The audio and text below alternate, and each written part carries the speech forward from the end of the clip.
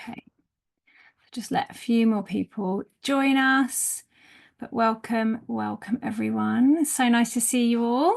Thank you for coming and sharing my joy of human design. I will, while a few more people just come in, I will just introduce myself, but I'd also love to invite you all to sorry, I was reading the chat. There's something about AI meeting notes. I'm not quite sure what that is, but might be something that Claire set up. So I would love to invite you all to share in the chat your, if you know your energy type for your human design energy type, your authority, and also your strategy as well. And we'll come to profile numbers a little bit later as well. But if you feel called to share it, hopefully you've all got a copy of your chart in front of you. Fingers crossed. If you haven't, then let me know and I can share a link that you can get it from now. In fact, I'll share that now anyway, just in case anyone hasn't got it. So you can look up your chart here in myhumandesign.com. Okay. So yes, pop in the chat if you're happy to, your energy type, your authority and your strategy, just so I know who we are. Thank you, Katie. I don't know what that was. Not had that one before. It's always something new. Okay, so Janine, generator, sacral. Okay, amazing. Wonderful. Okay. I'm sorry if I pronounce your name wrong. Is it Cheyenne? Is that correct? Yeah, Cheyenne. 1-3 sacral generator. Yes, you are. Perfect. Katie, projector, emotional. Daphne, manifesting generator. Manifesting generator, emotional. Vanessa, manifestor, splenic, 4-6. Cheyenne. Okay, thank you for correcting me on that. Yeah, Daphne 1-3, amazing. So we'll come on to profile a little bit later. There's quite a lot of information I want to share today, but I also really want to make it as interactive as possible. So and Iris, you're a reflector. Oh, that is magical. I'm so happy that we have a reflector here because so often there is no reflectors here. You can teach us a lot. Mary is a generator. Hannah is a 1-3 money generator, sacral. Ruth, a generator, amazing. Susanna, a manifesting generator, sacral, wonderful. Okay, so before we start, I just wanted to do, and if you haven't already pop your details in there, please keep doing that and I'll keep reading them. I want to just introduce myself. For some of you might know me, for some of you might not know me, a little bit about me just before we go in, and then we are going to try and get through as much information as possible in our hour of time.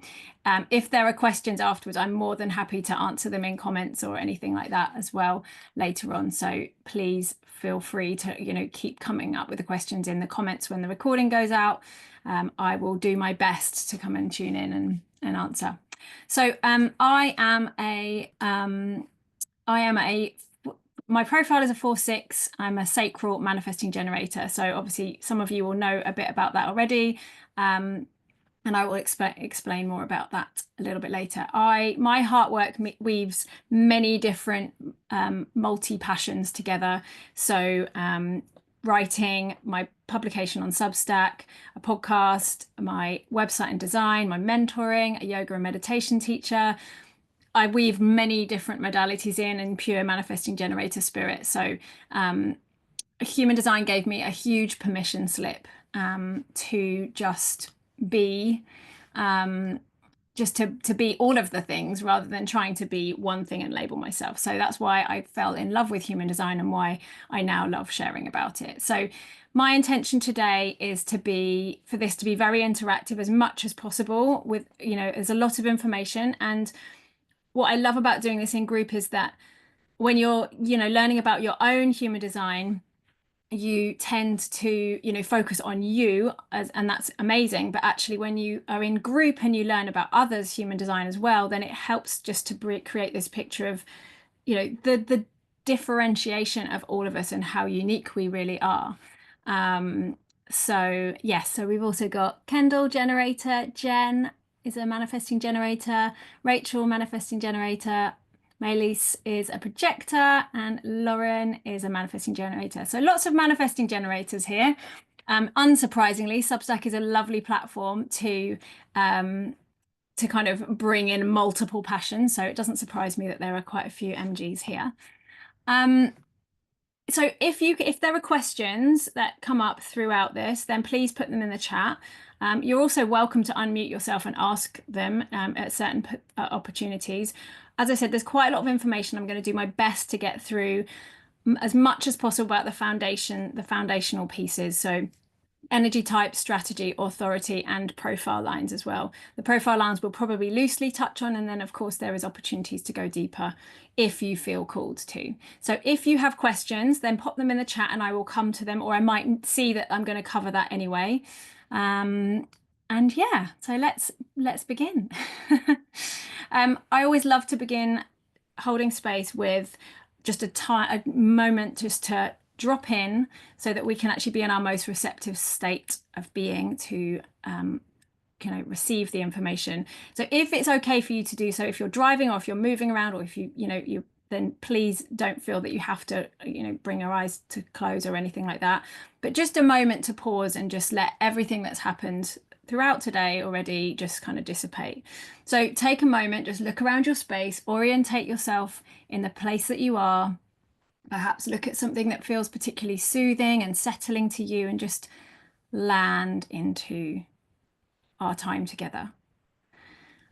You might want to move the body, maybe some shoulder rolls, maybe a big stretch, anything that feels like it just helps you to settle. And if it feels okay and you want to, then you can close the eyes and you can just take a few loving breaths in and out of the body. And just as you do this, just feel yourself settling a little softer into the space that you're surrounded in. So just allowing yourself to just gently ease any tension. Maybe the shoulders just gently drop away from the ears. Maybe the feet just plug into the ground a little more. Maybe there's a sigh or a sound. And just give yourself this chance, this time, just to be curious and open-minded through our time together. This is very much a remembering, and the way I see it is this is a map back to our authentic, heartfelt selves. So give yourself permission to do whatever you need in these moments, and take what you need from this time and let go of anything that is not relevant to you or doesn't resonate with you in this moment. Taking a few loving breaths. And my wish for us all always is that we remember ourselves as the infinite particles of stardust that we are, that we reclaim the parts of our soul that have been maybe overlooked or overshadowed by environments that make us want to act or be a certain way. And may we remember who we were before we were told who we should be. So let's take a breath together, an inhale in and an exhale out, letting that breath be whatever it needs to be. And then when you're ready, just maybe another stretch or a wiggle, shake out the hands, just come to land. Okay. So what is human design and how can it help us on Substack? So obviously this workshop is particularly focused around Substack, but what you learn here and human design is something that can be embodied and integrated in all areas of our lives. So it's going to be slightly swayed towards us as creators on Substack and how we can use that to stay aligned with our truth here, but also take what you need. And this can extend beyond Substack as well. It can, it can be supportive in parenting, it can be supportive in relationships, in career, in work, in creative outlets. There's, not many areas of our life that this can't have an impact on. And I'd love to hear, at any point, if you have a particular experience you want to share or anything, just pop it in the chat, because it's really helpful for other people to learn from that as well. Or if you have questions, of course.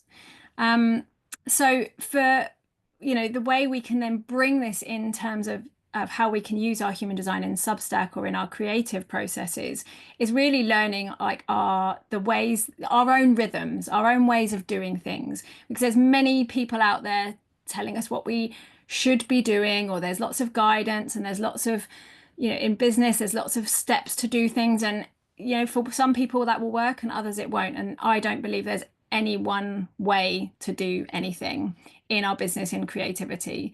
And human design to me just really gives us permission to find our own rhythm and find our own ways. And it's very much an experiment.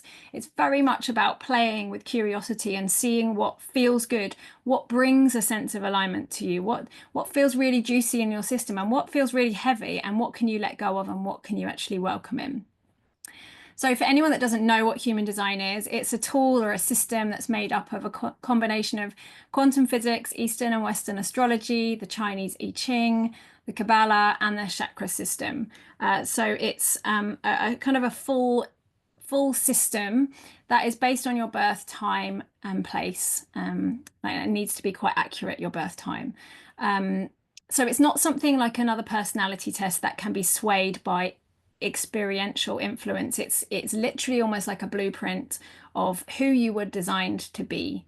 And that's why I always call it a bit of a remembrance. And most of the time when we, for most people, there's a sense of, it's not necessarily new information. It's often information that we kind of know deep down, but maybe perhaps we haven't actually allowed ourselves to see those parts of ourselves, or perhaps they've been shrunk down underneath kind of beliefs and systems. So there are many, many combinations that you could be in human design. So yes, there are the 5 different energy types, but then there's so many different layers to that. So while the energy types are a really, really important part, that is just the very first step. And there is so much nuance within the chart. So this is why it's known as the science of differentiation. It's really about honoring our uniqueness. And it gives us a true window of understanding into our lives, and of other people's lives as well. It can highlight our strengths and our gifts. It can highlight particular ways that we can make decisions. It really is designed to help us be in our most flowing, natural, innate way of being. So if we can bring that into something in our, like the way we operate in something like Substack or any area of our creative life, then it can only enhance that aliveness that comes when we create. So it's designed very much, well, I personally share it in a way that it is designed to be very empowering. It's not designed to be limiting. Yes, there are things that are more aligned to certain types and certain ways of doing things, but it's really not designed to say you can't do this. It's really designed to like highlight all of the ways that you can empower yourself. So the energy types is where I'm going to start. So we have quite a nice collection. I don't know, did I see if there was any manifestors here? I don't think. Oh, yes, Vanessa, manifestor. So I think we have every energy type represented here, which is very exciting to me. So the 5 different energy types: manifestors, manifesting generators, projectors, and reflectors. I'm going to go through each of these in as much of a nutshell as possible. There is lots of information, and I will try and condense it because I don't want to go over time and I want to leave some time for space. So Katie, your daughter is a manifestor. Yeah, and this is another thing. It's so useful to know who, the people that are in your life in a close way. It can really help you to understand them when you know a little bit more about their energy types. I have a manifestor daughter as well, and a projector daughter. Okay, so generators. Now, a lot of what I share about generators will also be applicable to manifesting generators with some slight differences.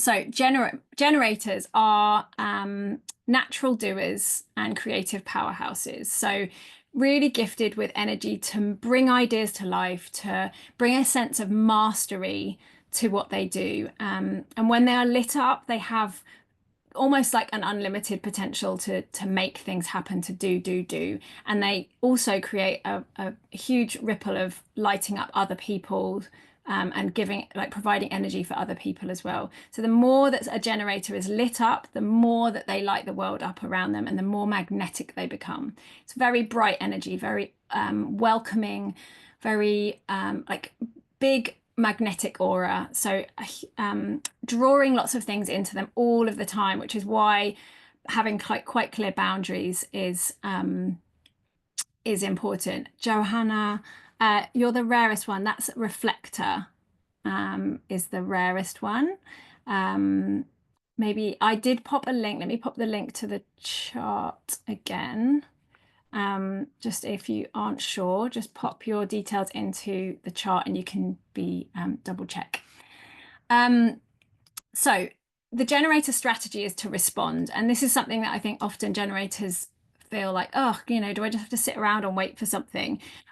It's not the case at all. It's really that you're constantly, because you have such a huge energetic capacity, you'll be constantly drawing opportunities and possibilities into you. There's constantly things in your energy field.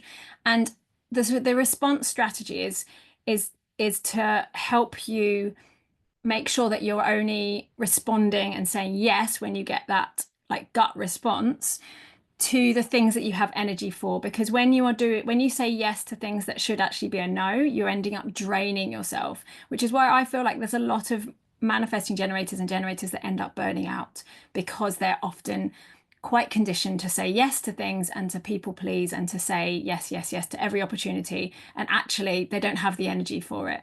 So you don't know how you're going to feel about something until it turns up in your energy. You have nothing to work with. If you're just imagining something, you've got nothing to actually physically respond to. So the strategy to respond is really about being open to what life is bringing you, and then using your authority, which we'll go on to decide whether that gut response is to say yes to go towards that, or no to say no to that. Something that I'll cover with every energy type is the not self theme and the signature theme. And these are our messengers to say whether we're on track or off track. So for a generator, the sign that you're on track, the signature theme, is satisfaction. And this is very much about feeling that sense of kind of turned on by life, like really using your energy up in a way that feels really good. Going to bed when you feel like you've just nicely happy tired, like you've used up your energy in a way that feels really good to you. It's juicy. It's just like almost like a contentment. And I'd love for anybody to share, if you're a generator or a manifesting generator, how satisfaction feels to you, like how you feel about that word satisfaction. And when you feel that sense of satisfaction, that is a sign that you are on track. If you feel the not self theme, which is frustration, which to me is very much about that like sort of stagnant feeling. It's not moving forward. It's almost being perpetually stuck. It's uninspired. It's out of flow. It's kind of heavy. It's sluggish. It's just, everything is just irritating and not flowing. That is your sign that you're off track. Now, of course, we're going to find parts of our days that we might have to have some things that we're not so lit up by, that might feel a bit frustrating. But it's really, if this frustration is showing up consistently in your life and you're not feeling that sense of satisfaction, that's a sign where you can be like, okay, how could I maybe change tactic here and shift this up a bit? So Kendall says it feels really warm and full. Yes, satisfaction feels like joy and connection to others. Janine said, feel like a vibrancy in my gut. I love that. And Mary, satisfaction for me is feeling good at the end of the day. Yeah, it's this, like, you kind of almost collapse into bed being like, oh, I've spent my energy well. It feels like you've used up all your energy. And if you don't use up all your energy, you can feel quite restless. And that is also sometimes that frustration energy is almost like a restlessness. So those things are something you can really look out for. So when it comes to creating on Substack or creating any creative outlet, if you're constantly feeling that sense of frustration and it's like stagnant and it doesn't seem to be flowing, then check in with yourself. Are those things that really, really do feel true to you? Or are you maybe operating from like, I should be doing this, or I should have a content plan, or I should do this certain way? So it's finding ways that then you can kind of shift your rhythm and maybe potentially make it more satisfying to you. Um, so with something that you can do as a generator is like take inventory on what's lighting up your life in your publication, what's lighting you up in your Substack creation or your creative processes, and also taking inventory regularly of anything that doesn't feel good. So are you committing your energy to enough of the things that do feel good? And another thing you can do on Substack or on any platform is obviously prioritize your satisfaction there, prioritize your joy. So if you're coming on there and you're feeling like, oh, I've got to do like loads of admin on here, and you're not feeling excited by that, start with something that does feel exciting. Maybe it's potentially connecting on notes, or maybe it's potentially, getting straight into your writing. Prioritize that over the things that feel a bit heavy, because often that energy will then the kind of juicy energy will spill over into the tasks that feel a little bit more mundane. Um, Making sure that your boundaries are quite clear around what you're saying yes to. Potentially, you might be invited to collaborate with people, and if you don't get that sense of like gut yes, then it potentially is something that, even if it looks great on paper, might not be the best opportunity for you. So generators, that is an overview of generator energy. Manifesting generator, obviously quite similar to a generator, but with a few exceptions. So manifesting generators, and again, let me know in the chat what feels good, what resonates with you. Very multi-passionate, very much still have that sense of being able to, like, creative powerhouses, very much do energy, but very much about like quite fast pace, very much efficiency, finding the quickest route to get to something. Very natural for manifesting generators to have multiple passions, multiple hobbies, many different things going on at once, and also to be constantly pivoting and rebirthing themselves. So it's really important.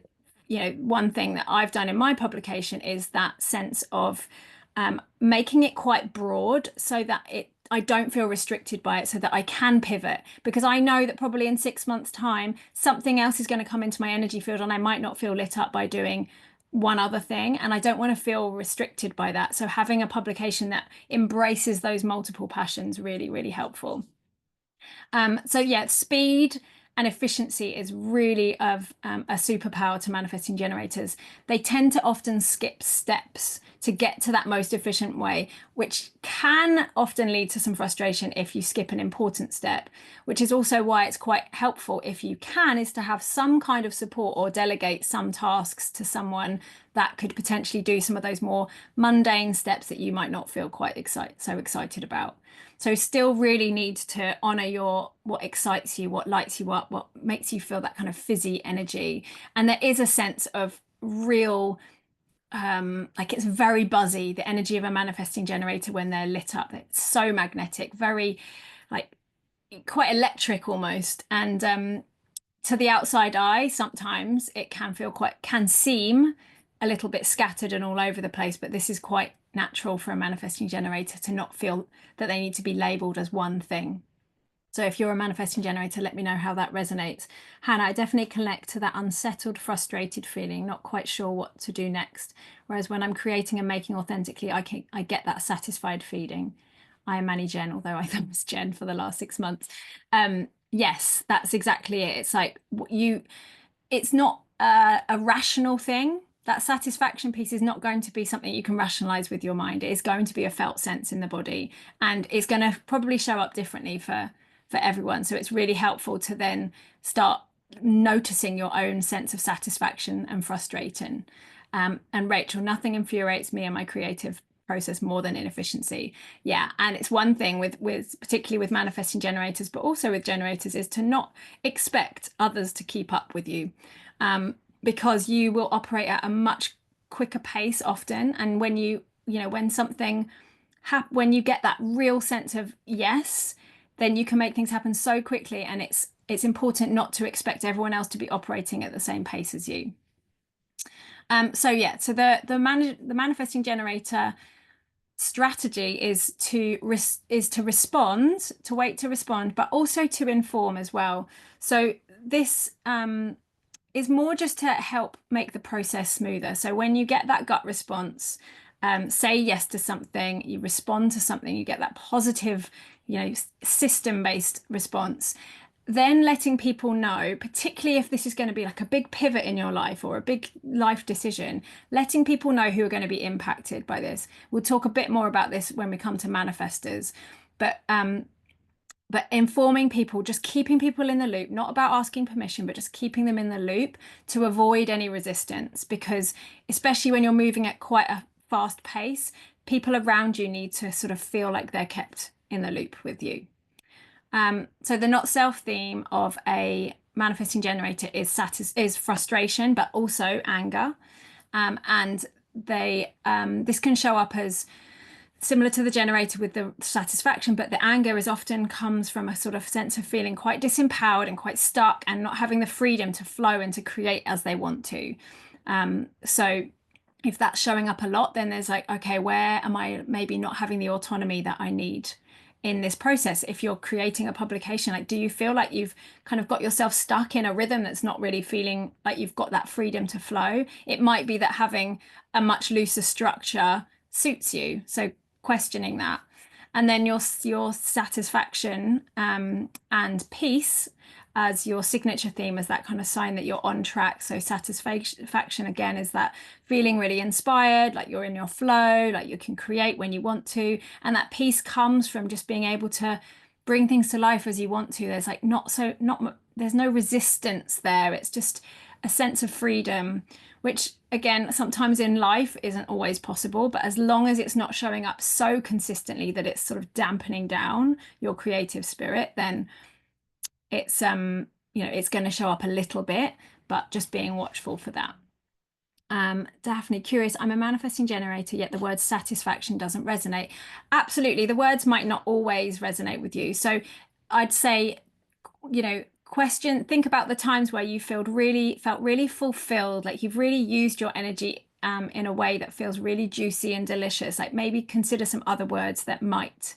Peace and freedom do. Yeah, okay. So your version of satisfaction is going to look, everyone's version of satisfaction is going to look different. So, explore that, be curious with that. What words would resonate with you and what words would you like to kind of anchor to that help you stay in that sense of fulfillment?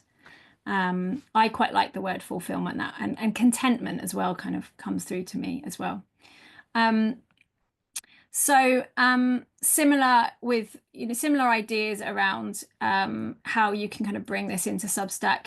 You might feel like you want to delegate some of your like the more mundane tasks if you feel like you're getting too frustrated with those as a manifesting generator, and giving yourself permission to change direction or add in another thing that you want to add in, or decide, okay, I'm doing this for a few months and I'm gonna then see how it feels. Maybe not having really long-term content plans or rigid content plans, maybe having more of a broad structure. For example, for me, I have a Wednesday schedule, but what I post in that Wednesday is pretty wide open to whatever I feel excited to share at that moment. It might be a podcast, it might be an audio, it might be a meditation, it might be an essay, it might be something else. So I think I always do think that it's helpful to have an element of structure with our creations, like a structure that feels right for us, but also to give ourselves permission to ebb and flow with that. So yes, let me know, MGs, how that all lands for you. Okay, moving on to projectors. I think there was one. I think, Melise, you're the only projector in here at the moment, I think, but please correct me if someone else is here and there's a projector. Oh, Katie, yes, amazing. Sorry, I can't remember everyone's from the beginning. Okay, so projectors. natural guides, leaders, teachers, advisors, very sensitive and wise to people, have like an amazing insight and perspective, and really here to ask the right questions and see things in new and different ways, and refine things and kind of improve systems, and not meant to be consistent doers. The energy of a projector tends to ebb and flow. So factoring that into your days is really important. So rather than trying to kind of like do, have back-to-back meetings or back-to-back sessions or whatever you might be doing, or try and stay consistent every day, really factoring in the fact that your energy will ebb and flow. And the real true, one of the massive lessons for a projector is to learn that your gift is not in the productivity, like the churning out of things. It's really in your perspective. It's in the way you see things. And that, valuing yourself based on that rather than on more linear metrics like how many posts you've written or how many things you've, achieved in that day. It's really about how you have shown your perspective, how you have um, shed light on something. You're really here to kind of shine a light on things that need to be like looked at in a new way. So self-recognition is really important for projectors in order to then be able to see your true value and treasure your gifts, then others can see it too. And value and appreciation is crucial for projectors. You need to feel that you are truly seen in any opportunities. So feeling like your community really sees you. So that may come through specific amounts, engagement might tell you that you feel really seen and appreciated and valued. Or, I'd be really curious to know, Katie, Melise, and anyone else, that's a projector, how you feel, how you monitor that kind of feeling seen and appreciated. It's a very penetrating, focused energy. And this is why it's really important that projectors' strategy is to be invited in, to be invited into an opportunity. And that doesn't necessarily mean a literal invitation. It can mean, a glance from someone, or it could mean a more energetic invitation where you just feel seen by someone, you feel truly valued. But this is really to help you make sure that you're not sharing your wisdom and your insight to people that are not ready. Because if you do that, then often what happens is it's not received. That person doesn't have the space for that insight in their aura. And then that you tend to feel, it brings up the not self theme, which is bitterness in a projector. So that you can then feel resentful. You can feel like you're almost being taken advantage of and people aren't seeing you. So that's something that is really key to note. So the invitation is not a passive energy. It is a lot of times that strategy of waiting for the invitation is seen as like, well, again, do I just have to sit around and wait? But actually, first of all, when you are waiting for invitations, it's really, what you can do is really invest in your skill and your craft and in refining that wisdom and being in your process and resting and kind of preparing yourself for the next invitation, if that makes sense. But also it's about, you still need to work on visibility. So for projectors, you need to be seen to be able to be invited in. So if you're hiding away and you're not showing yourself and you're not sharing your insight and your perspective, then you will not get the invitations in. Just going to check the chat because there's a few things. I've been using my Substack, Katie said, I've been using my Substack to run a jobs board, and since starting it, I've felt very valued and recognised. Amazing. That's beautiful. There's also a founding member tier where people can have a one-to-one portfolio review, and that's been working well, only sharing my insight when it's really invited. Amazing. And Melise, self-recognition is really my main struggle, but indeed seeing readers interacting with my words makes me feel seen and recognised. Yeah. So there's ways that you can work with your publication to really to ensure that you are feeling seen, and also maybe ensure that you're sharing only what feels good in that time. So the not self theme of bitterness, like this can show up as just, not feeling like you're getting the invitations, or you might just feel really undervalued, or you might just feel like you're lost and you're just sharing guidance kind of all over the place and nobody's actually taking action on it. Because it's quite important that you feel, that piece of being seen is not only is someone saying, okay, thank you for that insight, but they're then also taking action on it, because that's what's going to make the changes in the world.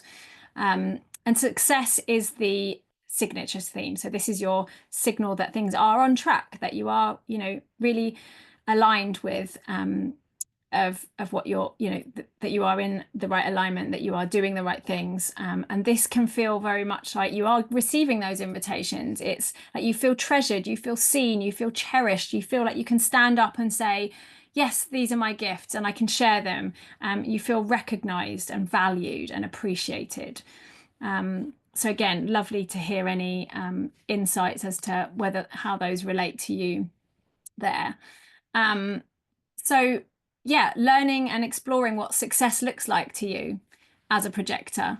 What does that feel like? It's not, it might be financial, but often it is really in that feeling seen. What makes you feel truly seen? That is something to keep coming back to. Do I feel seen in this opportunity? Do I feel seen in my publication? Like, if not, what can I maybe do to shapeshift? And also invite, being quite protective with your energy. So maybe it is that having a paid tier is actually where you can really share and really go deep with people, is actually feels good to you, because you then are being sort of valued for that. Okay, manifestors. I think we had one or two maybe. Manifestors are the innovators, initiators, bringing new ways here to like start something, to get something initiated. They are trailblazers. They are the people that often people like, they're the first people to do things often. They provoke the world and they do things differently. So they have quite a selective aura, and they're not for everyone. Not everybody is going to, it's kind of almost going to, their aura almost naturally pushes away anybody that's not right for them, because they have such this like impactful aura. They thrive very much on freedom and autonomy and being able to actually initiate things. And they're the only energy type that are designed to really like act on an urge that comes almost internally for them. So they thrive when they have their own, they can really work with their own rhythm. And they often work in very much in ebbs and flows, but unlike the projectors, which is more sort of almost like a daily ebb and flow, manifestors tend to work in bursts and then need like a longer period of rest. And in those restful moments, which is really crucial to them, that's where their next urge and inspiration can come. Often they're not necessarily supposed to take things, see things through to the bitter end. So often it's like they get things started and then they hand it off to someone else. So very much gifted in getting things started. Their strategy is to initiate and inform. So when you get that urge to start something, then before you take action on it, it's inform the people around you. Again, like I said with manifesting generators, it's not about permission. It's about keeping people in the loop so that you then end up like with a smooth process. Then people can support you. They can help you. They can actually help you to make that thing come to reality, rather than get in the way and block and ask annoying questions. It also helps really build up trust in in communication with people. So letting them know that you are going to go and do this thing, rather than saying afterwards, or rather than just finding out you've done something and it's actually like negatively impacted them, then they might just feel a little bit like pushed out or not included. I'm just checking paid subscribers on Substack. Katie said, feels like a nice clear indicator of projector success for you. Yes. And Maylis definitely explored both the success and the bitterness, not self, in my past working experiences. Yeah, I think it's actually quite useful to explore both, because then you get to feel what's, both sides of things, and then you can like recognize it in your body. So for manifestors, their signature theme is peace. similar as I was saying for manifesting generators. And peace is that sense of like there's minimal resistance. You can flow, you've got freedom, you've got autonomy to make things happen. You can rest when you need to, you can then act when you need to, and you don't feel too sort of trapped by that. By anything. You don't feel like anything's getting in your way. It's just like, oh, I can just do my own thing, which again in life sometimes can be quite challenging. But it's, that is just the nature. Anger, which is the not self theme, is when you feel that sense of, being disempowered, the freedom isn't there to create things. You're not able to act on the urges that come. It's like stuck, it's stagnant. You feel like you're being kind of blocked and resisted all the time. And it can often be a sign that you've given too much of your power away. So it's very much, I see that anger and peace is like disempowered, empowered peace. And there is a real deep need for freedom for manifestors. So trying to factor that into your publication or the way you create. And maybe for a manifestor, perhaps there's a sense of, spending a couple of weeks in your flow, really initiating, maybe even scheduling posts for pieces for, several weeks, so that then you've got the capacity to then rest and let the next surge of inspiration come through to you. I'd be, intrigued to hear from manifestors if that resonates or not. So reflectors. I'm happy that we have a reflector, Iris, and I think there was possibly one other.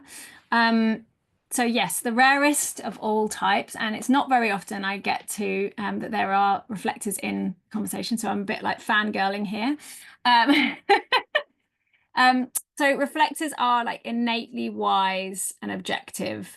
They are often very gifted facilitators and evaluators, and they really reflect and mirror the health and the well-being of the community they're in. So they're here to transform by how they see, by what they see, by what they can reflect back from the community. Very, very sensitive to others' energy and their feelings, and you can really sense what other people miss. There's like a sense of like really truly seeing and sensing things. Often really gifted for holding a mirror up for injustice and revealing like more like more fair ways of doing things.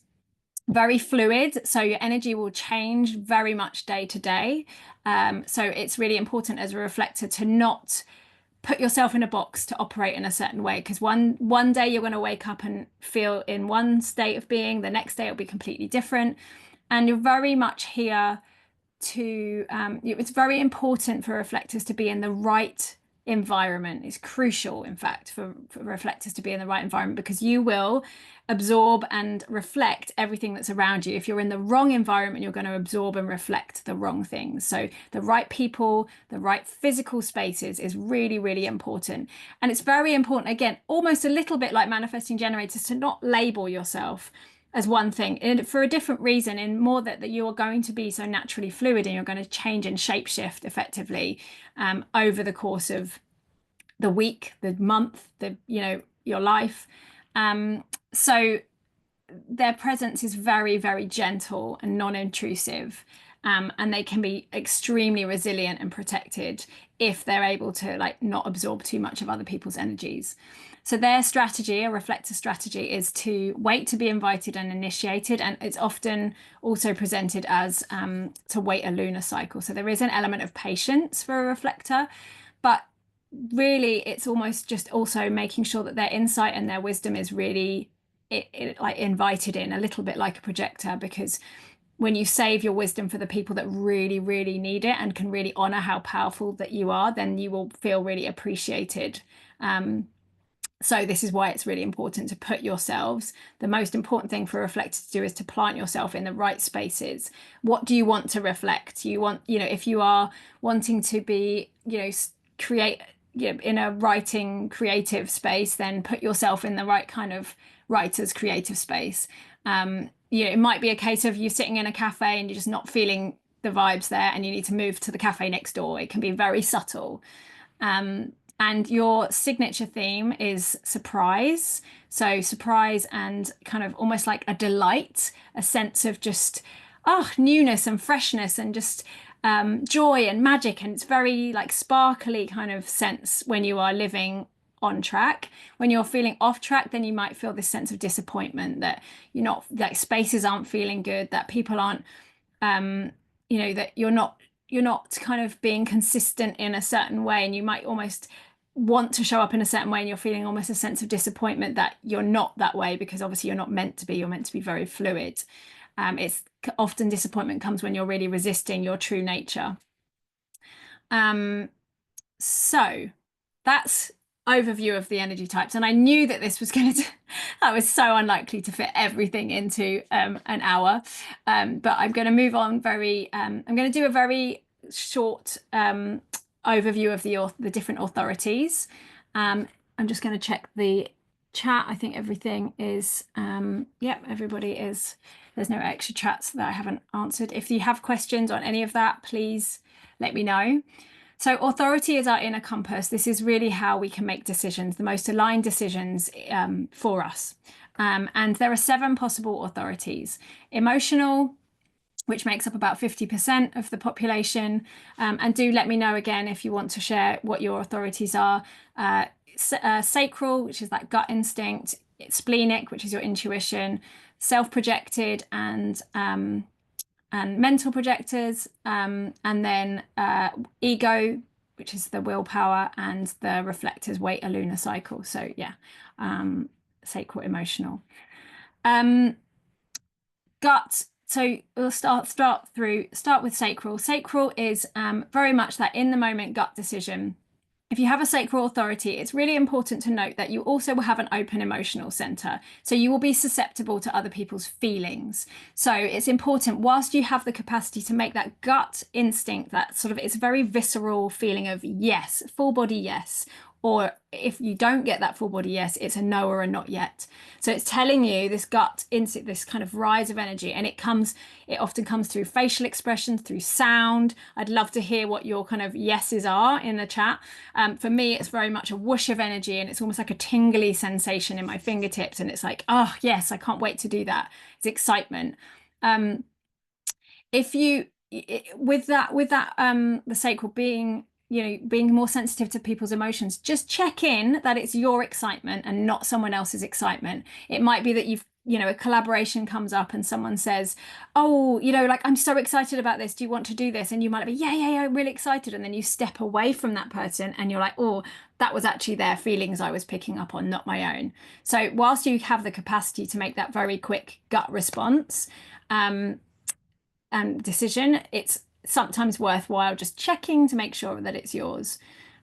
With the gut response, it's also really helpful to have specifics. So rather than open-ended questions, what do you want for dinner?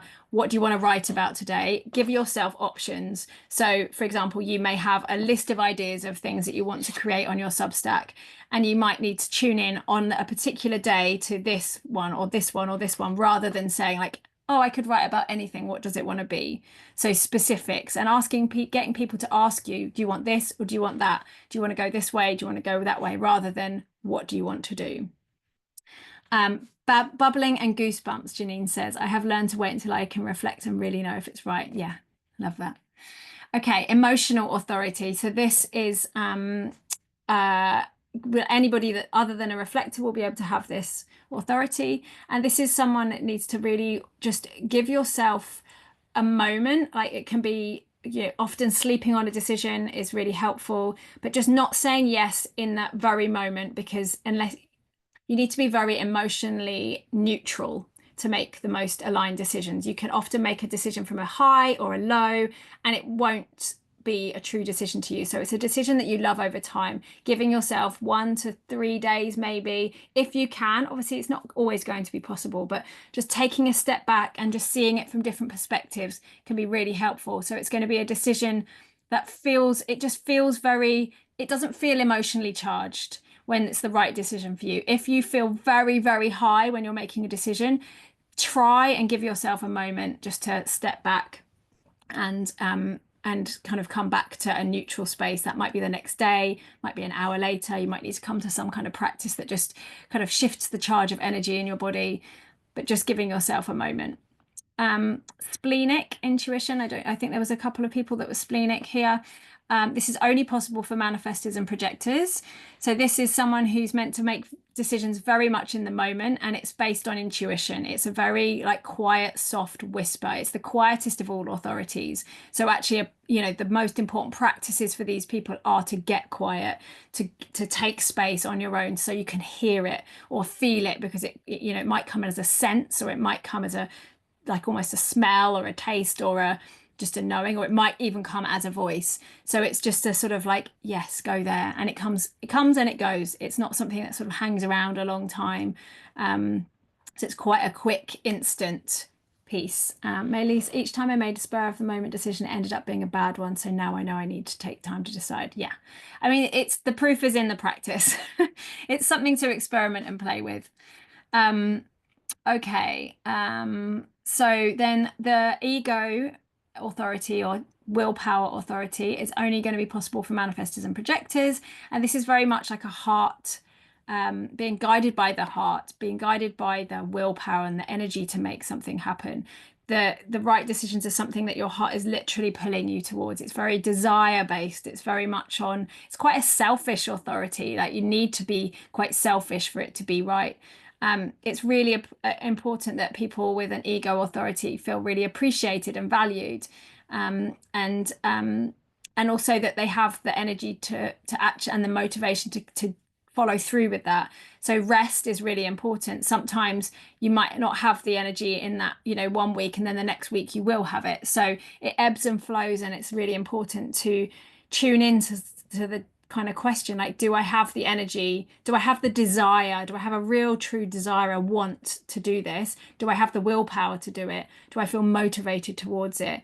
And do I have the energy to actually make it happen? And this is really important when you're making decisions. Self-projected for projectors. Sorry, Janine, can you sometimes cross over with authority in how you make decisions? I also connect with the inner voice and intuition, helping me decide.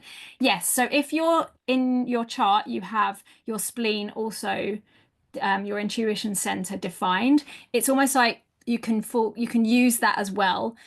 So your authority will always be kind of the overriding decision maker, but you also might have other areas of your chart that you can lean into to help support you with that. So yes, if you have your intuition defined, you might get that, say, sacral yes, and also the intuition might also be like yes as well. So you can use that, but it's important just not to only rely on one, and to just make sure you're listening to that, like the foundational authority. That makes sense. Okay, so self-projected is only available for projectors, and this is someone who's designed to get clarity by speaking it out. And it's not speaking it out to get guidance or advice, it's speaking out literally to activate their voice and hear themselves and feel how it says to talk through that decision. So sounding boards, the right sounding boards, are really crucial for people with self-projected authority. They're very much connected to their identity and their sense of direction. So the decision has to be feeling like it's taking them forwards. They need to be feeling like they're going in the right direction with it, and that they can be creatively expressed with it. So, listening to their voice. If they can't access a really kind of trusted sounding board, that's someone that's not going to then try and like give them loads of advice, then it's they can journal or maybe voice note it out, and that can be really helpful. Then mental projectors, this is a little bit similar to that self-projected one, but actually it's also about being in the right space, and it's also about multiple perspectives. So it's a longer process, more of a process-based decision making, and actually talking it out, again, not to get advice, but just as sounding boards in multiple different places, in multiple different spaces, is going to give them the full picture so that they can make a really considered decision. And then reflectors, waiting a lunar cycle. This is obviously generally for like the bigger decisions, because you're not necessarily going to be able to wait a lunar cycle to decide what you want to eat for lunch. But it is about giving yourself time and space. If you and kind of, again, seeing all the perspectives, talking it through, speaking it out with different trusted people in different spaces, and also for the smaller decisions, really tuning into what feels right, like good in the moment, what feels really good. And that's going to come through more strongly when you're in the right environment with the right people. So if, when you can, waiting for that kind of full month just to see all the different perspectives, you know, see the perspectives of yourself. So you're going to, as you move through your month, or your cycle or whatever it might be, you're going to see your fluidity is going to change. You're going to change. You're going to mirror different things. So it's being able to give yourself the chance to see all the different perspectives. Okay. Iris, interesting what you mentioned about reflectors being very gifted for holding the mirror up for injustice and at the same time having the challenge to wait to get invited to share their wisdom. This is something I struggle with very often because obviously the ones committing the unjust behavior are very rarely inviting this wisdom in. Yes. Yet from a point of view of integrity and altruism, I often feel called to speak up and call them out on it. Let's say for the highest good of all concerned, but see this, how conflictuous that is because then you're often not appreciated for it. And then this leads to, yes, indeed, disappointment. Yeah, really powerful reflection there. I don't have an answer for you in terms of like how, but I think it's, it's important to note that and be curious with how that plays out. Okay, so we've got 4 minutes left. I can either quickly whiz through profile numbers or I can open up to some questions. Does anyone want have a preference? Shall I just quickly go through the profile numbers? Are you happy to what would be more supportive for everyone? Let me know. Profile. Okay, wait. Okay, profiles. Right. I'm going to do this as quickly and concisely as I can. I clearly still need to work on my timing for this. Okay, profiles. Right. So I'm going to go through each individual number and take what you need from it. I'm really happy to answer some more questions on this in a chat or something afterwards if need be. So profile numbers are made up of 2 numbers. The first line represents our conscious design and the second is our unconscious design. We're much more likely to be less aware of the first line, so it's going to feel maybe like something that we'll probably integrate more over time. This for me is a really useful way of engaging in community, of showing up in my life, of kind of operating in my business and in my Substack, and the way I it's almost like an archetype, a bit like a personality. So if you have and tell me what, shout if you've got one of these. If you have a 1 in your profile, the 1 line is the investigator, the teacher. This is really about expert authority. You really need to dive deep into learning and investigating and driven very much, it's like a self-motivated kind of innate need for personal development and learning and wisdom and getting all the facts together. There's often also a real need for stability in with the 1 line. You need to get to the very bottom of information, and you feel your best when you're prepared and you feel like you can then present to your community. Watch for perfectionism and watch for not sharing until you feel ready, because often you will, there's almost endless information that you could digest. So it's quite important that you do sort of pull yourself out and share when you can. It's really useful to leverage yourself as an expert, because people will naturally trust you and trust that you've done your research, you've done the facts, so you can actually really put yourself out there as an expert in terms of your creation, in terms of your content. Not someone that's designed to take messy action with a 1 line, although you may be if you have a 3 with it, possibly. Okay, so quite a lot. So 1 in the beginning and the end. It doesn't matter so much for this. I'm just kind of giving an overview of the profile lines. The combination of them does play a part, but I don't think I'm going to get time to get into every single different combination. I'm just going to go through the 9. So take what you need from each line. So 2 lines.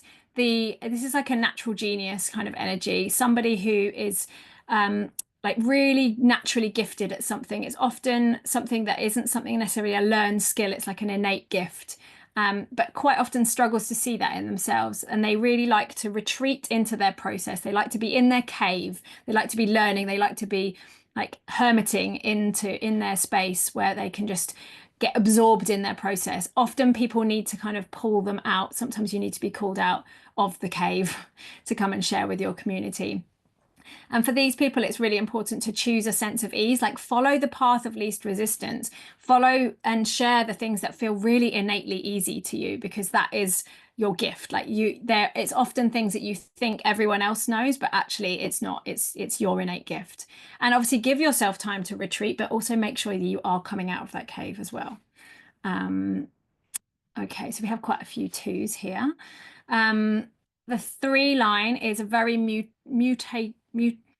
mutable energy, in that it's very much around experimenting and exploring, and it's the school of life. It's almost a bit thrill seeking. They need to constantly be learning through life experience, and there's often a sense of learning what works by finding out what doesn't work. So there's a natural need to almost take risks and to fail, whatever that word means, in order for you to then learn what does work.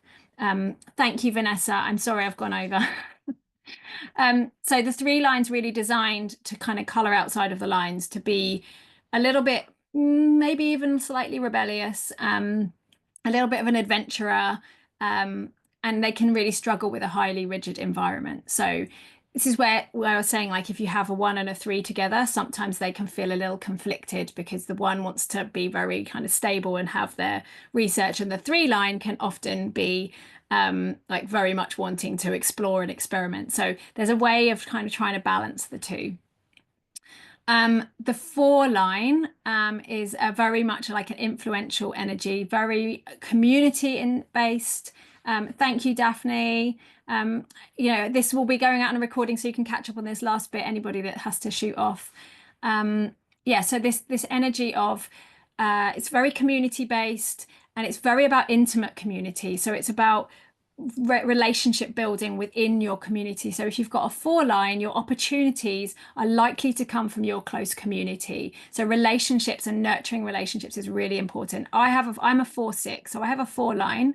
And for me, it's really about that, actually leaning on the kind of word of mouth. So like Substack recommendations is wonderful for this, for if you've got a 4 line, because it's actually just like nurturing the people that are already in your field. They will then create the opportunities for you. They're kind of almost like your spokespeople that will then go out and share you. So you don't, like, one to many for a 4 line isn't necessarily going to feel as aligned as, say, like working in a small community, a small intimate group.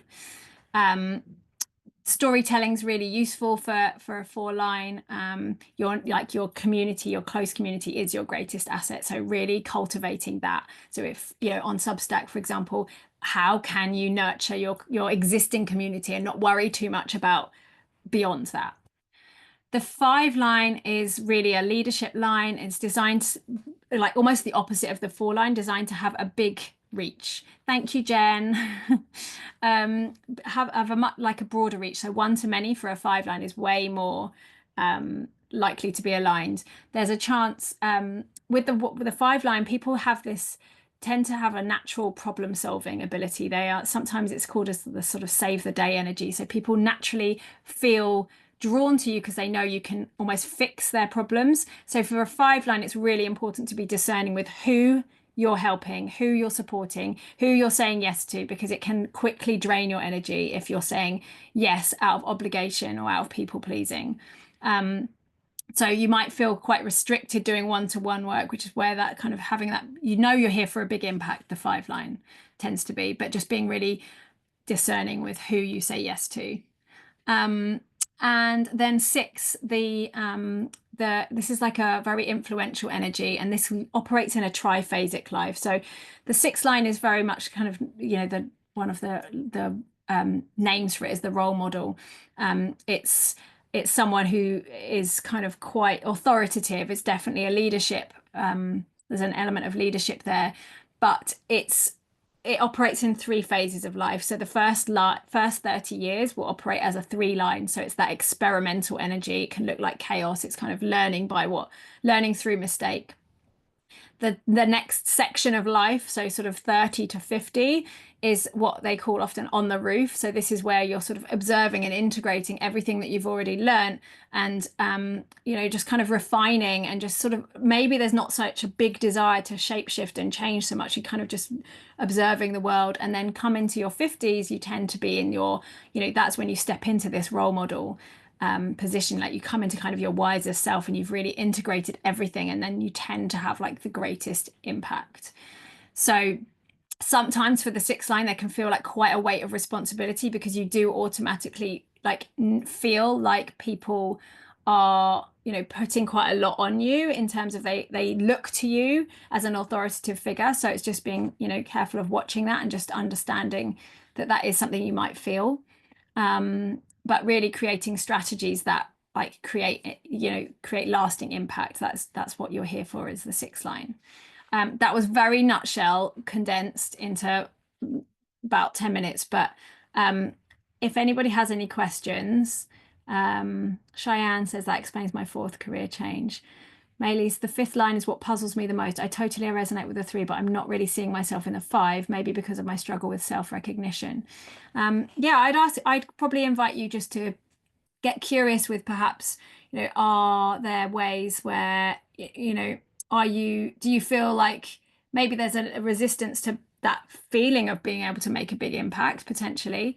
But also just kind of noticing, like, do you have a natural ability to solve problems? Like, do you, when things come up, like seeing that, can you see that in yourself? Can you see that actually you have a real great capacity for being able to see what needs to be fixed, or support someone in a way that they need? Doesn't mean you have to always say yes to that, but just starting to maybe just be more aware of that side, and seeing like if you can see that more in yourself. Hannah, I'm a 1-3 and I'm struggling to see how this works in business and marketing. So for a 1-3, I think the one line needs a sense of stability, and needs to have its like process of exploring, of like going deep into research.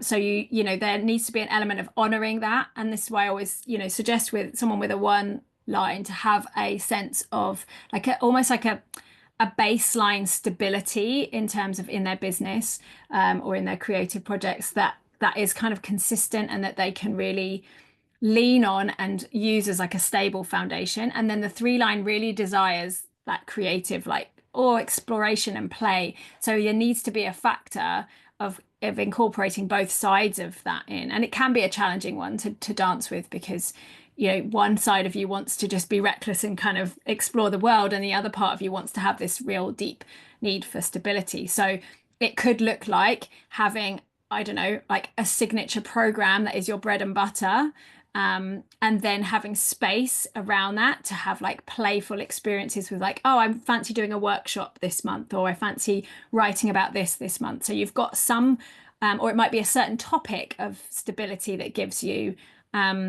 some sense of like foundation. Like, I always talk about these things, I always talk about this, but then I also have I don't know, a Sunday letter that I send out that could be absolutely anything. It could be just I'm experimenting with this week. So it's bringing that side in. Janine, as a 6-2, this has really helped me with what I've been struggling with in my business, as far as bringing ease and how I'm integrating everything through my Pathways of Connection Substack page. Thank you. You're welcome. I'm so glad it was helpful. I'm happy to stay and answer any questions. If you want to speak questions out, I'm really happy to do that. But if you have to go, then I totally appreciate that. I'm really also happy to answer more questions in the chats, if I think when the recording goes out. So if you have something that comes up, then please feel free to ask that. But yeah, if you want to unmute yourself and ask me a question now, I'm really happy to answer.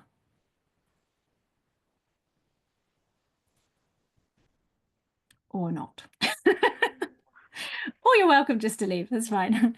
Oh, Katie, Iris, who go with it. Who? You want to go with it, Katie? You go first. Go on, Iris. Okay, thank you. I'm just going to unspotlight my video just so that we can see your face. Okay. Yeah, hi. I wanted to ask, because I've So being a reflector, I always, until now, I've been trying to find more information, but it was always a bit vague because usually what you read is like, oh, there's very little of them, and we actually know very little of them, but you're very special. Ah, thank you very much, but that doesn't really help me forward with how to go about this being, 1% of the population. I must say that the little things that I found have helped me to understand why I struggle with certain things for most part of my life and have given me this permission slip. As you said, it's something calmed down in my system, knowing that I am that. But what I find interesting is that until now, I thought that a reflector was basically not to be put in any kind of category, not even in human design. And then I discovered afterwards that even I do have a profile number and a left angle cross of incarnation, these kind of things. And my question is, how should I see the general view on the reflector being all open centers, able to receive anything, and then still have my specific profile and this left angle cross that I have no idea what this means? What would your advice be on how to, um, yeah, integrate that in how I can go about my human design profile? Is that a clear question? Sorry. Yeah, I think there's a few ways that you can actually look at it. For you, you could actually look, and if you want to go deeper into this, you could look at the planetary transits, because then that will also give you like almost some definition, almost like some kind of fake definition that you could lean on. You can also, if you're with other people in like, this is why being in the right environments is really important for you, is that you can kind of borrow their definition almost. So you can still, you might one day you might be operating as a manifesting generator, the next day you might be like a manifester. So it's very fluid, and it's about really honoring your energy in that moment on that day. You also will have your profile that you can lean on. You can have look at your variables, which are the arrows, and you can also look at the gates. So these will be the colored numbers on your chart. You could look at the gates because those will give you some indication as to where like your strengths and your gifts and some of your superpowers. So you can look into those things. So there's a few ways you can, there's so much you can still utilize as a reflector. There's still so much you can dive into, and you can look at all the planetary things as well. Like there's many layers, so don't feel like you're shortchanged because you haven't got anything to play with. Great, thank you. That answers my question. But to go about this, because it's pretty complicated, would you advise them to go for a professional reading? Because Um, it's so complicated that I have trouble interpreting the things. Yeah, so a reading would probably be supportive for you. And I can't remember the name of the website. It might be Genetic Matrix or one of the others that actually does highlight the transits. So you could look, there are some apps and things that you can get which will tell you what gate we're in at the moment. So we might be in, say, like gate, I don't know, 45, and that might connect one of your hanging gates, which is when it's like a channel, half a channel, and that might almost give you access to the energy of two centers. So it might give you some definition to lean on if you feel you need it, or you may just feel like just playing around with being in the right environment and with the right people might give you enough to play with at the moment. Thank you. Is there anybody in particular you would recommend for readings, or do you do this yourself? I do readings, yeah, yeah. And then Janine also asked what is the next step if you want to learn more. I do readings. I do one-to-one readings. I also have in my membership a few kind of workshops and things, and then that's growing. But yeah, there are quite a few other resources of other people, and I can maybe pop that in something that Claire could maybe share as well. But yeah, very happy if you felt called to go deeper. Then I'm really happy to do a reading and Okay. reflect that to you. Lovely. Thank you for sharing all this. This has been wonderful. Thank You're you. welcome. You're welcome. Katie, I think you had a question. Yeah, thank you. This has been brilliant, by the way. Thank you for this whole session. You're welcome. Yeah, my question's about resting, because I know for projectors, there's always like, oh, you should rest, and like rest is really powerful. But I find that very difficult, and I don't know if that's because I'm always like borrowing other people's energy, and I work around a lot of manifesting generators and generators. My husband's a generator, so I feel like, do you have any tips on like carving out space for rest when you're surrounded by all these people full of beans? Well, that is, yeah, it's really important that you don't kind of define yourself like by the product, like your amount of productivity, because you are surrounded by so many. I mean, taking space on your own, like complete solitude when you can, is probably one of the most, simple and powerful ways to do it. And rest doesn't have to look like just lying down. Like rest could be anything. Rest for a projector might be just, refining your systems, like going into your, like the things that you're really interested in. It might be it might be reading, it might be creating, it could be anything. It doesn't necessarily have to be like just rest, like literally lying down, resting.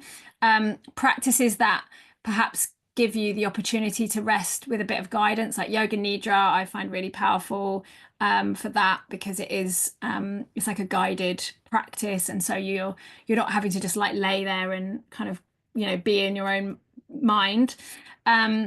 Being out in nature, that kind of thing, can be really helpful to projectors, and also sometimes like even sleeping on your own, like once every few weeks, because you're not then absorbing everyone else's energy. So space is really probably the most crucial thing, I think, in terms of honoring that. And you may have like other channels and things like that going on in your chart that do give you that like more energy. So I think I guess if you're noticing a lot of bitterness, or you're getting really burnt out, or you're feeling really exhausted, that would be a sign that maybe you aren't honoring your need to rest. But if you're not feeling that and you're feeling really good, then I mean, it kind of that speaks for itself. Yeah. Oh, that's good to know. I mean, like I'm a 1-3 on the profile lens, and I find like learning things is really exciting, and I love that. So like yesterday I let myself have the afternoon to just dive into an online course, and I felt like that felt like a really good rest. But then I Yeah. felt like, should I have been like lying down? So that's good. Yeah. That's I really think helpful. trust your body, trust yourself. If you feel depleted, and something for projectors and manifestors actually, and reflectors, is actually going to bed before you're exhausted and letting yourself wind down is really helpful. Whereas for generators and manifesting generators, actually you need to be pretty much spent before you get into bed. Otherwise, you might start to sort of, you almost get like a bit more of a whir of energy, or you haven't used up enough energy, and then you might feel restless. So I think if you feel good and you feel seen and valued, and you feel like things are flowing, then that is your signal that you don't have to rest in a way that looks the same to everything else. Resting for you is going into that investigative place, and like researching and being like having fun with that. Yeah. Brilliant. Thank you so much. You're welcome. So Mary said, what is the most practical way to apply this information? Should we look first and foremost at our type, authority, or number? Or are the gates channels more important? Definitely play with your energy type, your strategy, and your authority as the first thing, I would say. Experiment with that, play with that, see how it feels, and then then the profile number coming into that as well. I think those things all as a baseline. Then the channels and the gates become a little bit more important. But honestly, even if you only did the first, like if you only looked at your, like started operating through your authority a little more, almost some of the other things become irrelevant, because you're just naturally aligning your energy to the things that feel right anyway. So I would definitely say start with your energy. The kind of foundational piece that I've mentioned today. I have done a deeper dive into authority in my membership, and the foundations, and I've got a couple more workshops coming up. One's on more into the profile lines, and then we're going to look at defined and undefined centers. So I'd say before you even get to the gates and channels, the defined and undefined centers is another place to play, which we need a day to go through it all, basically. Thank you, Hannah. Jen, you had your hand raised. I think you had a question. I did. So my question is more, you've got me now thinking about the stuck energy, right? So now I kind of look at, I know I've always known I'm a generator, right? And then as I looked at the numbers, the profile numbers, that I have a 2-4, and I realized, oh wait, so that's kind of like a hermit type of thing to actually do it. But then there's actually this side to share it. Mm-hmm. And so I actually get into a place of feeling stuck. Like I'm either doing too much work and I'm not talking about it enough, or I'm doing too much talking and I don't feel like I'm actually kind of doing the work that I know. So can you speak to like how I can set up, especially I think, let's talk about like in a writing and marketing feeling in Substack, right? Because I do feel like that's something I've been thinking about a lot as I listen to other writers, which is there's the time for the creative work and then there's the time to promote it. Both are equally important. They're both different energies. And you maybe shouldn't be blending them so quickly, right? Like trying to write the work right away and then feel like you have to promote it, but maybe some space, or somehow like how I sort of look at my profile and figure out, okay, well, if I'm feeling stuck, which part of that am I stuck in? What was your authority? Um, Sacral. Sacral, okay. So yeah, this is where the two lines can feel like a little bit of a push and pull energy for certain profile lines particularly. And yeah, you will want to kind of go into your cave and be in that space, but then also your community really needs to hear what you've got to say. So I would say for you, it is going to be a case of experimenting and playing with what feels good. Maybe trying for a month, having more space between the two things. If you feel like you need a bit more space between having written and being in your process, to then actually stepping out of the cave and kind of becoming Yeah. visible, perhaps there's a way of just like giving yourself that differentiation. Or perhaps there are, you might say, okay, once a month, I'm going to be way more committed to the community piece. And then for the next 3 weeks, I'm going to go back into my cave. So I think it's probably going to be finding your own rhythm and playing around with it, because there's obviously other things that could factor that, but also listening to the authority. So when you have the energy, like that sacral gut response, like if you have written something and you feel really excited about sharing it right away, then go with that. And like, because it's telling you, that gut response, that kind of visceral feeling is saying you have energy for this. If it's not there and you feel depleted, then it's like you don't have the energy for that as well. But also being mindful that you then don't hide and not share your work, because obviously that is very important that you do share the work. But maybe it's looking at like, okay, so what ways can I share the work that feel aligned to me? What ways honor my need to be in close community? Is it actually not about shouting from the rooftops, and it's more about, okay, I'm gonna share it first through to paid subscribers, for example, or like a smaller community? Or is it, what ways can I share that honors that need for intimacy and needs for me to be in my cave, and without doing yourself a disservice? Does that make sense? Yeah, I know, it makes a lot of sense. I've never thought about this. Like, I haven't seen it like this before, but I have been actually in the last couple months grappling with all the pieces separately. And their gut response has come when I listen to a podcast or I hear another writer talk about the separate processes. And I'm like, oh, wow, I wonder if that's. Yeah, and now and for I'm some looking at what you're talking about, yeah. and I'm like, oh, maybe actually that's why I actually need to see that in myself. Yeah, but I think seeing both sides, but then seeing how you can like merge the two together as well. And yeah, but I mean, I can only say is just experiment with it and find your own way. This is the beauty of human design, is that it's not one size fits all. And I think we just have to give ourselves permission to play, and see what feels good. And what feels good now might not feel good in 6 months. So like, honoring that in you, and just making sure that with the two line you're not staying in your cave for too long, because your community really needs you. Thank you. Any other questions?